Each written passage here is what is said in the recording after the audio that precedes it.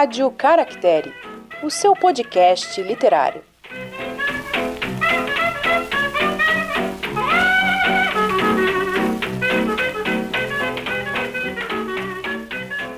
Olá, livrólicos de plantão!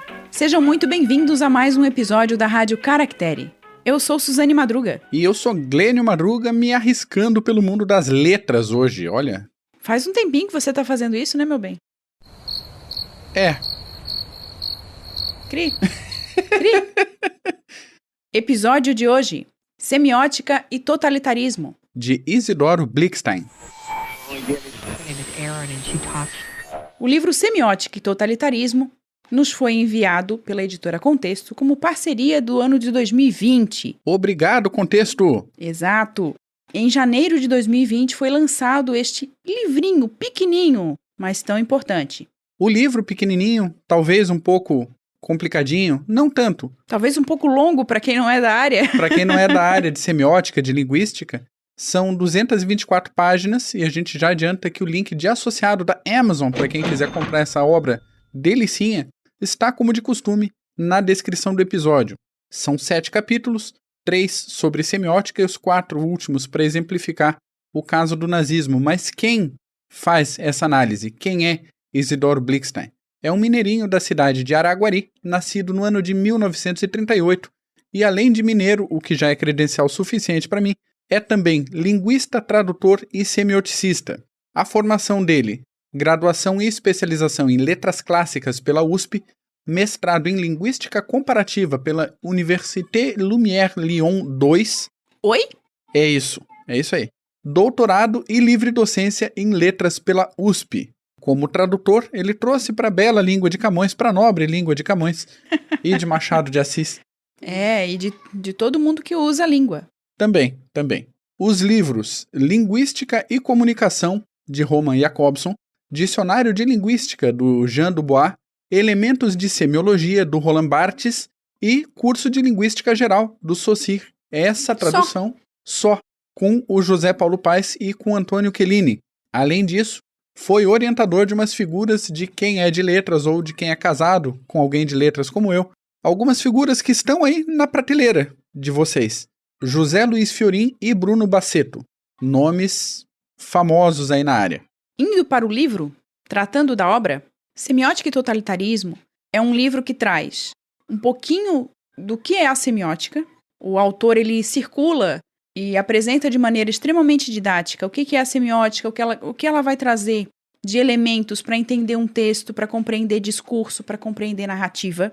E isso é importante porque ele vai trazer mais para o final do livro uma análise um pouco mais detalhada de como o nazismo iniciou, como essa mentalidade nazista começou, e uma mentalidade que surgiu em elementos linguísticos, em elementos semióticos, de construção de símbolos, de construção de ideias. Então ele vai trazer esses elementos para a gente. Primeiro, no começo do livro, ele traz o que é semiótica, como perceber esses símbolos, como ler semioticamente, vamos dizer assim, um texto, percebendo questões que envolvem não só o texto em si, o escrito em si, o código, mas o que está por trás daqueles escritos, o que está por trás daquele texto. Quais os elementos nos dizem o que tal coisa significa? Mais ou menos nesse sentido, ok? Para isso, ele vai nos dar um conceito muito importante que é o repertório, que é o que cada um de nós traz como elementos de conhecimento de mundo, de perspectiva de vida. E, portanto, a nossa possibilidade de usar óculos sociais, de adotar nossos óculos conforme a situação ou conforme o repertório que nós tenhamos. E ele vai dizer o seguinte, lá na página 100, os signos não vivem isolados, eles estão sempre inseridos no discurso. E o discurso está sempre em relação dialógica com outros discursos e textos. Ele remete à ideia dialógica de Bakhtin, aos conceitos bakhtinianos de polifonia e também de intertextualidade. Ele vai dizer que para uma leitura semiótica de qualquer texto, de qualquer discurso, a gente precisa ter essa compreensão de dialogismo, ou seja, um texto ele não é puro, ele não está sozinho, ele vem permeado por outras vozes, no dizer de Bakhtin, que vão trazer elementos, esses elementos eles vão ser apresentados no discurso, proferido, escrito, narrado, enfim. E isso é importante para a gente entender. Mais para frente, quando ele apresenta essa relação da semiótica com o nazismo. Como o nazismo se construiu com discursos, essa construção constante, digamos assim, que se deu com o tempo. Então a gente tem o discurso não como algo original, não existe um discurso original, existem discursos que são construídos ao longo do tempo. E ele diz que o papel da semiótica é desvendar o avesso do discurso. Então, quando a gente percebe, usando um exemplo de hoje em dia, um discurso político, a gente precisa prestar atenção no que esses discursos trazem no avesso, como ele diz. Naquilo que eles querem dizer, não dizendo. No não dito, mas com determinadas palavras, com determinados usos, com determinadas vozes que a gente percebe, mas se a gente não tem repertório suficiente, a gente não conhece. E daí vem eu, Suzane, falando a importância que a gente tem de leitura, a importância que a gente tem de percepção de mundo. E eu sempre falo isso para os meus alunos quando eu dou aula, a importância de perceber o que aquele texto está dizendo. E é isso que o Blickstein traz para a gente, de perceber o que aquele texto está dizendo, o que aquele discurso está dizendo. E a partir daí ele faz essa análise de como surgiu, por estudos linguísticos, pelo desenvolvimento dos estudos linguísticos, a ideia de que o arianismo era algo bom, era algo a ser levado em consideração. E daí a gente tem, ele diz mais na frente o seguinte, que nenhum discurso é, em princípio, totalmente autônomo, monológico e monofônico. O que quer dizer que esse discurso que a gente vai ver lá na década de 30, 40, forte na Alemanha, como algo que o arianismo tem que imperar, a Alemanha tem que ser forte, a ideia de que a simplicidade do povo alemão é superior a qualquer outra raça. A gente tem que prestar atenção nisso como esse algo não monológico e não autônomo. Esse discurso não surgiu agora. Esse discurso ele pertence a uma construção proveniente de ideias lá vindas de outros tempos, ideias linguísticas configuradas semioticamente e que começaram a entrar na sociedade e fazer parte do imaginário daquela sociedade alemã. É por isso que o nazismo se deu, porque as pessoas aceitaram essa ideia e dela fizeram uma verdade. E é por isso que ele vai dizer mais adiante, aliás, na página seguinte, que a natureza do discurso tende a ser destarte, intertextual, dialógica e polifônica. E indo nessa questão que eu havia comentado sobre a leitura desse livro, essa percepção de que uma construção de mentalidade se deu para que a Alemanha adotasse o nazismo, ele fala que a semiótica está na base da construção da doutrina nazista, que legitimou o poder totalitário e a aplicação de políticas racistas na Alemanha. Lá na página 149 ele coloca isso. E isso é importante para a gente perceber como os símbolos são relevantes nessa construção de mentalidade, de ideias, porque o judeu virou alguém indigno, sujo. As construções são as mais variadas. E a gente percebe isso também na leitura do Primo Levi, do É Isto um Homem. Pois é, o judeu foi alvo de um sentimento contrário à sua existência desde séculos antes. E o modo como o nazismo transformou a figura do judeu, principalmente como antítese ao ariano perfeito, ao ariano ideal, é uma coisa que é esse passo além do que a sociedade europeia, no geral, estava, entre aspas, aqui, acostumada. Um sentimento anti-judaico já permeia o imaginário europeu há bastante tempo. Então, aquela associação de que os judeus foram culpados pela crucificação de Cristo. Sim. E tudo que veio um discurso usado e construído e que se solidificou de certa maneira. E que a partir do momento que ele vira, aspas de novo, natural, se pode dar esse passo adiante, essa torção de significado. Ah, mas a Europa era anti-judaica há muito tempo? Era. Se a gente vê o tipo de perseguição que acontecia já na época da Reconquista Espanhola, depois alguns discursos que aconteceram século XVI, século XVII, e essa transformação que acontece para estigmatizar e para estereotipar o judeu como um sujeito avarento, com características, até o Blixstein traz bastante referências disso. Ele traz algumas imagens, inclusive. Como o sinuoso, como o torto, aquele que dá oposição à retidão ariana. Por aí até vai. a questão da estrutura da cabeça. Uhum. Então tem toda essa questão fisiológica que acaba servindo como modelo do não puro, modelo do não bom, modelo do não ideal. E daí, linguisticamente, vem os estudos de história da língua que trazem a questão do indo-europeu. Até sobre esse processo, ele vai dizer o seguinte: indo-europeu é, antes de tudo, uma hipótese de trabalho construída no século XIX por linguistas e filólogos que descortinaram um parentesco entre as línguas europeias e indo-arianas, ou indo-iranianas, faladas na Índia e no Irã antigos. Daí ele vai trazer essa relação para mostrar que, nessa perspectiva desses estudos linguísticos, o nazismo se apoiou nesse discurso de que, se nós temos a língua correta, se a nossa língua é a certa, então os outros são errados. Se a nossa é mais próxima do indo-ariano, então as outras são deturpadas. Exato, a ideia da origem. E se há origem, e se pertence à origem, é o correto. É o mais puro. É o mais puro e, portanto, o que deve viver, sobreviver, permanecer. Em detrimento, nesse caso, de outras línguas, de outras culturas, de outras raças. Principalmente raças cuja imagem foi construída a partir da oposição. E daí a gente tem o cenário ideológico perfeito para acontecer o Holocausto. O Blixstein traz no começo do livro alguns conceitos do Saussure, claro, para falar de semiótica do Roland Barthes e do Jacobson, mas do Saussure ele fala da questão da relação sintagma. Quem estudou linguística já sabe mais ou menos a respeito, mas dessa mudança de perspectiva a partir da mudança de palavra, por exemplo. A gente adota determinado termo e esse termo refere-se a esse grupo. E isso é muito sério, porque é uma construção de discurso. E, novamente, uma construção de discurso não inocente.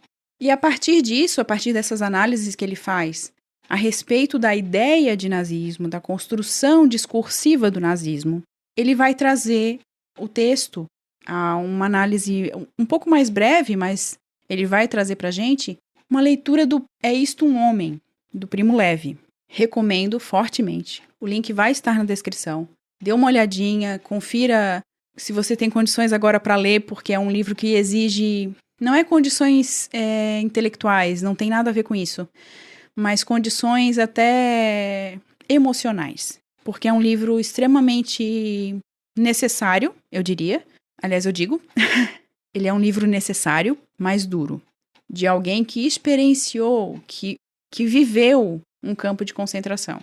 Só para situar rapidinho, o Primo Levi é sobrevivente de Auschwitz. Foi, né? E ainda na década de 40 ele já começou a escrever sobre a experiência dele nos campos. Então é duro, ler Primo Levi é duro, mas é necessário para quem quer entender mais sobre nazismo, sobre a história desse período, que está ligada diretamente com o mundo que a gente vive hoje, é uma leitura necessária. Recomendação dos dois aqui da Rádio Caractere. Exatamente. E daí a gente tem essa leitura importante que o autor faz dessa obra, e ele vai dizer que o nazismo promoveu uma desconstrução do homem judeu, uma desconstrução do judeu enquanto ser humano. Num desses trechos, ele vai dizer o seguinte, o Blixstein. Em É Isto um Homem? Primo Levi descreve, com um notável distanciamento crítico, como se desenvolve, passo a passo, a sua própria desconstrução semiótica, a começar pela retirada da roupa e dos sapatos. Nas várias etapas do processo, prisão, deportação, viagem de trem, chegada aos campos, internação, iniciação e cotidiano, ocorre uma desmontagem das estruturas sígnicas, a tal ponto que o prisioneiro vai perdendo seu referencial semiótico e adquirindo um novo repertório. Gente, o livro é exatamente isso. Eles vão sendo retirados do convívio dos seus. Eles perdem a referência de quem eles são, do que eles fizeram da vida, da sua história e, por isso mesmo, dos seus símbolos, do que é simbólico na vida de alguém. Então, por exemplo, você aí na sua casa deve ter alguma fotografia de família. E essa fotografia é um símbolo, é uma construção semiótica que você tem, uma construção de quem você é e que faz parte de você. Alguma roupa que te remete a algum momento, enfim, algum objeto qualquer. Quando eles chegam no campo de concentração, e isso o Primo Levi coloca nas suas memórias do É Isto um Homem, ele apresenta essa desconstrução. Ele apresenta essa retirada das roupas, dos sapatos, a preocupação que eles têm. Ué, mas a gente não vai ficar com os sapatos? Em outro momento ele diz que a morte começa pelos sapatos. Gente, isso é tão forte. E depois lendo o livro do Blixstein e lembrando esses trechos, a gente percebe o quanto é importante a gente compreender os discursos. O quanto é importante a gente perceber esses signos, esses símbolos construídos a partir de discursos, construídos por outros e construídos com outras ideias. A gente precisa prestar atenção. Às vezes a gente repete discursos que a gente não conhece. Muitas vezes a gente faz isso. Discursos com os quais a gente não concorda, que não fazem parte dos princípios com os quais a gente se liga. E a gente repete discursos, porque alguém famoso falou, porque alguém do nosso círculo a quem nós respeitamos disse. Então nós repetimos o discurso do outro, sem compreender o quanto isso provoca de construção de imaginário, de ideia, de mentalidade. E foi isso que aconteceu no nazismo. A gente tem aqui explicado de maneira didática, de maneira quase levado pela mão o leitor é. Tanto que o Blixstein vai fazer uma brincadeira de toda hora chamar leitor preocupado, leitor isso, leitor aquilo. Até para deixar, parece, pelo menos, não sei se é o caso, mas parece para deixar a leitura um pouco mais leve. Porque realmente não é um assunto leve, não é um assunto tranquilo. São reflexões que a gente precisa fazer. E esse livro ele traz essas reflexões. E traz esses conceitos que, a princípio, podem parecer assim, podem fazer com que a gente se afaste da leitura. Ah, são questões de linguística. Não são só questões de linguística. E a linguística não serve só para a academia. Ela serve para entender muita coisa e muitas das construções que a gente faz diariamente através do uso desses repertórios linguísticos, históricos, sociais que a gente tem. Então é um livro assim extremamente valioso.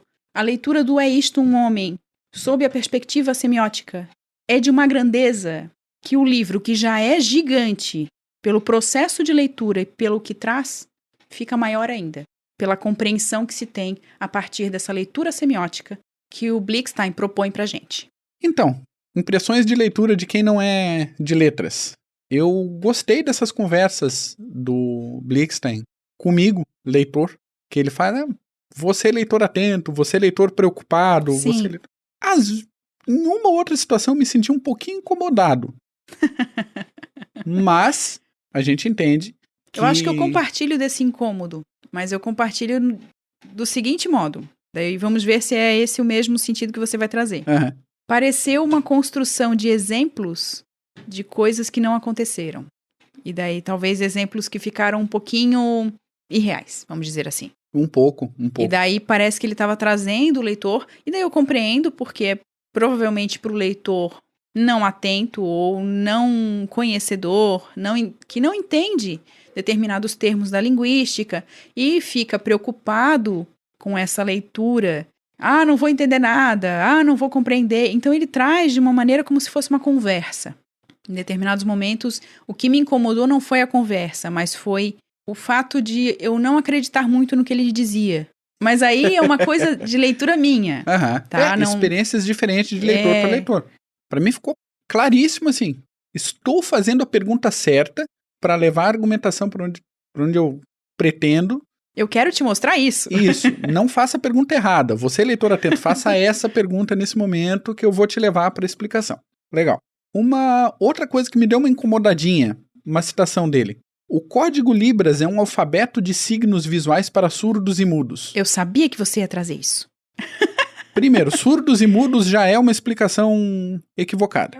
É uma expressão equivocada, é um uso equivocado desse termo. É surdos. Depois, Libras não é um código, é uma língua.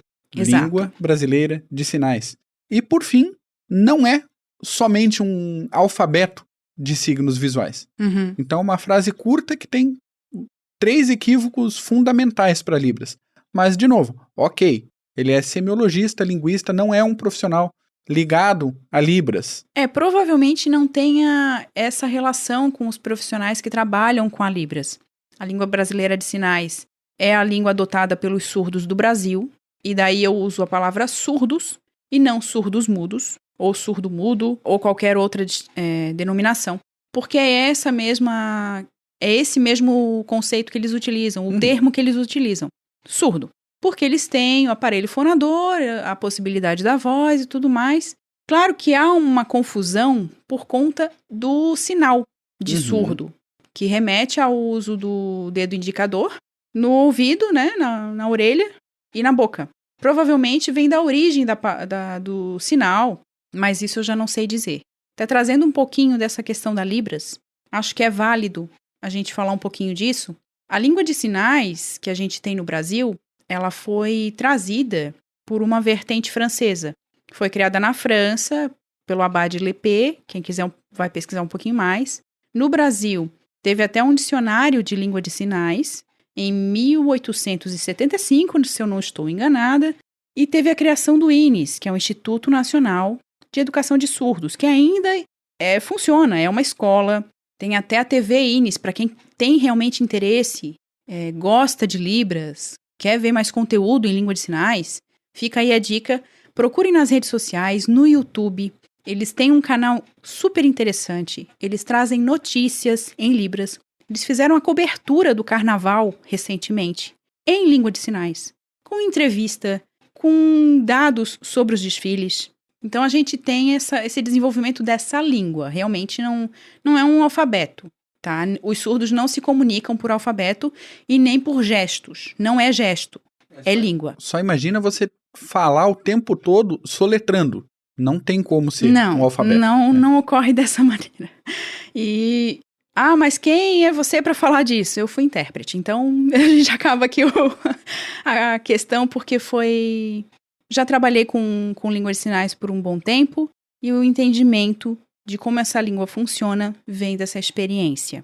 Então, se você não conhece, vai atrás, é riquíssimo, é riquíssimo. Mas esse entendimento da Libras, ele é importante para quem estuda língua, para quem lê, para essa construção de repertório que o próprio Blickstein fala. Porque essa construção de repertório também é esse entendimento do outro, é essa compreensão de como o outro pensa, de como o outro age. E isso tem tudo a ver com a língua de sinais e com essa percepção da Libras, até da cultura surda, para quem entende melhor um pouco desse processo. Outra coisa que eu achei interessante também, de novo, como pessoa que não é do mundo das letras, ele faz uma explicação, para mim, enxuta, suficiente e extremamente bem referenciada, bem amparada, sobre o que é a semiótica, para que ela serve. Ele detalhou muito, chegou a fazer um mini glossário no final de um capítulo sobre as ferramentas semióticas e os conceitos fundamentais. E ele deixa claro que isso não é um aprofundamento. Ele deixa claro que é uma iniciação, que é para quem não conhece o termo, não entende do assunto. Então, para quem está iniciando os estudos linguísticos, por exemplo, é incrível. O autor ainda fez um estudo rápido do nazismo, que 100 e poucas páginas, é um estudo rápido sobre o nazismo. Nossa, é brevíssimo, né?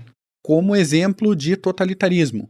Mas é fácil a gente encontrar exemplos, além do nazismo, de regimes totalitários. Basta, por exemplo, a gente trocar o fator racial pelo fator social e os opostos ariano e judeu por burguesia e proletariado e pronto. Mas a gente vai deixar para discutir as bases dos totalitarismos, como isso funciona, em um outro episódio com um outro livro que a gente acha mais apropriado para trazer esse tipo de discussão.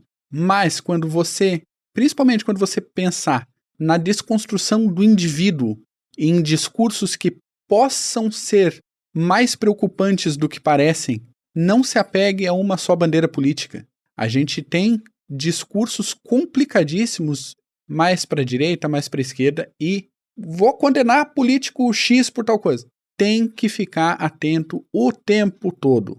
Até mesmo porque o autor do livro que a gente está tratando hoje, ele fala da questão dos estereótipos. Isso. Dessa criação de estereótipos que a gente comentou um pouquinho mais sobre os judeus, porque é o foco do livro dele. Sim, ele traz o nazismo como estudo de caso, Exato, claro. mas ele fala dessa percepção de tomar cuidado, né, dessa necessidade, aliás, de tomar cuidado para essa construção de estereótipo e dessa crença de que o estereótipo é isso e pronto. Isso. Quando qualquer vertente começar com desconstruir a sua questão individual para você simplesmente ser parte de uma massa, qualquer que seja, atento, abre o olho, que o negócio está começando a ir para o lado errado. Na página 67, ele diz, o Blickstein diz o seguinte: cuidado com o uso de códigos fechados. E é disso que a gente está falando agora. Isso. Eles podem ser ferramentas úteis para o poder totalitário. Por fim, das minhas considerações. Eu tenho na minha conta algumas boas centenas de páginas sobre teoria de leitura, sobre teoria de história. Porém, eu gostaria de ter lido um livro como esse do Blickstein, lá na primeira fase de história.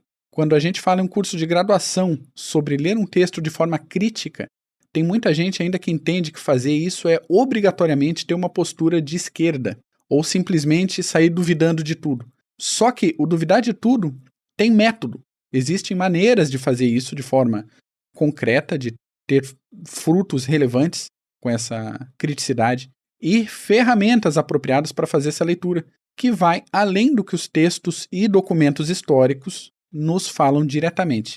A gente fala seguido aqui na Rádio Caracteres sobre intencionalidade e a gente sugere a leitura de Legoff para tratar de intencionalidade em documentos históricos, mas ter noções apropriadas de semiótica, para mim, é fundamental, principalmente a partir de agora. A gente sempre tem essa questão, o que o autor quis dizer com tal coisa?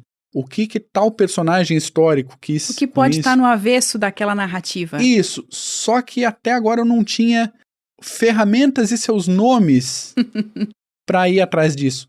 Então, se você cursa história, se você cursou história, se você conhece alguém que está indo por esse caminho, sugere, por favor, esse livro, Semiótica e Totalitarismo, porque vai mudar a leitura da pessoa para o curso inteiro e para a carreira inteira da pessoa. Vale muito a pena. E, de novo, é um livro introdutório sobre semiótica.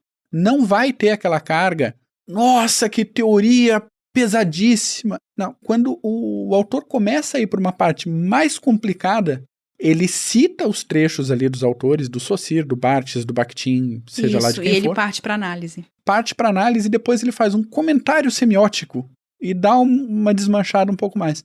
E vai para outro assunto. E ainda assim ele dá os caminhos teóricos. Isso. Ele fala de Roland Barthes, que foi um importante semioticista. A gente pode pensar também em Umberto Eco. Uhum. Quem já leu Umberto Eco sabe como é importante essa percepção de mundo, esse repertório e esses conceitos todos que a semiótica tem. E tem outros também que ele vai trazendo, Jacobson. Assim, gente, é um livro que a gente poderia falar muitas e muitas coisas. A gente podia trazer capítulo por capítulo e conversar sobre. Mas fica aí a dica de leitura para a construção dessa ideia, para a compreensão de como o nazismo se estabeleceu. E de como essas ideias, até como o próprio autor do livro que a gente está falando hoje diz, essas ideias não sumiram. Não surgiram do nada, não surgiram de repente. E não desapareceram. Elas estão aí. E a gente percebe em discursos, inclusive, que a gente teve alertas recentes. Sim. Né? Uns discursos que remeteram a esse comportamento da ideia nazista. Então a gente precisa prestar atenção. E é isso que esse livro vai trazer. É isso que a semiótica, segundo Blickstein, se propõe a essa atenção.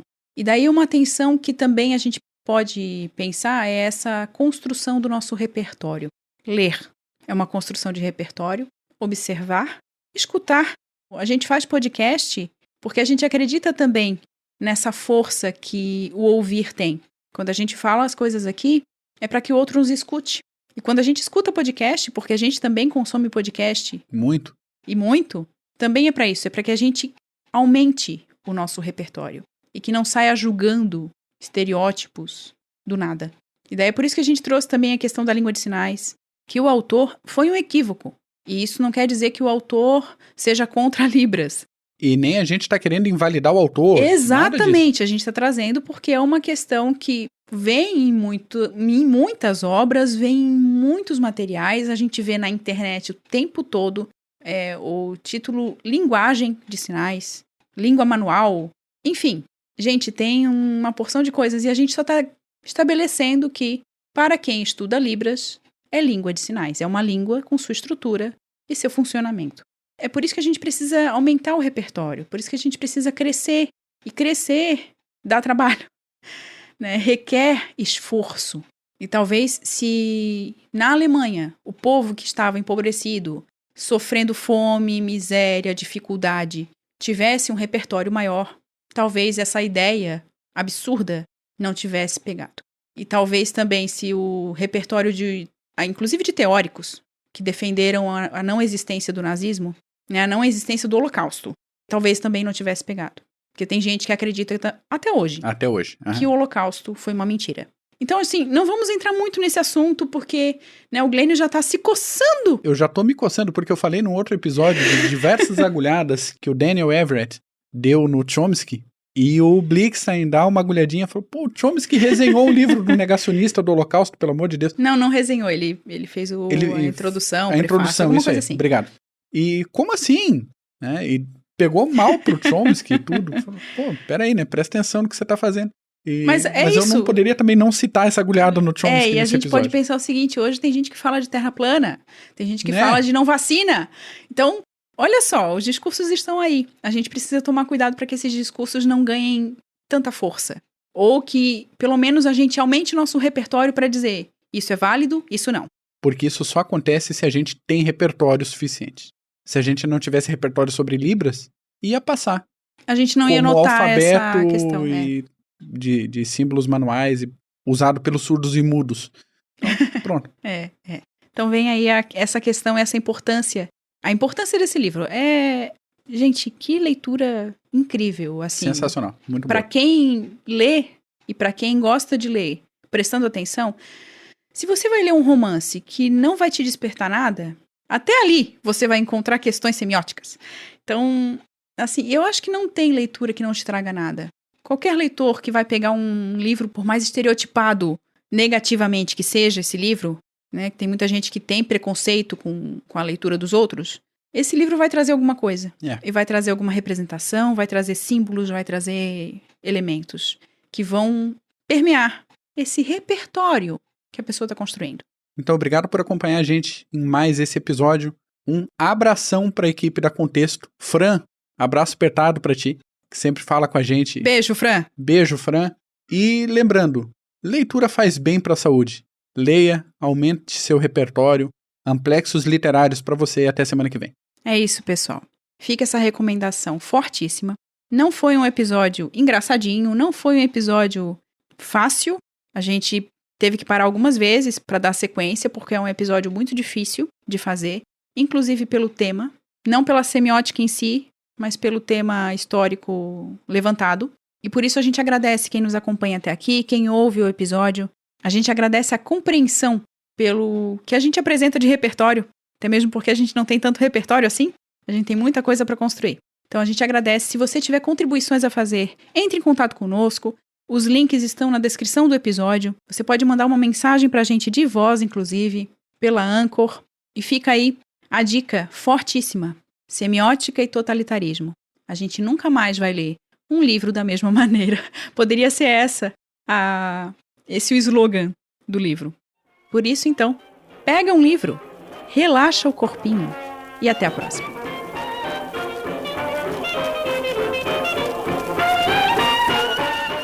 Você acabou de ouvir mais um episódio da Rádio Caractere. Entre em contato conosco. Links na descrição do episódio.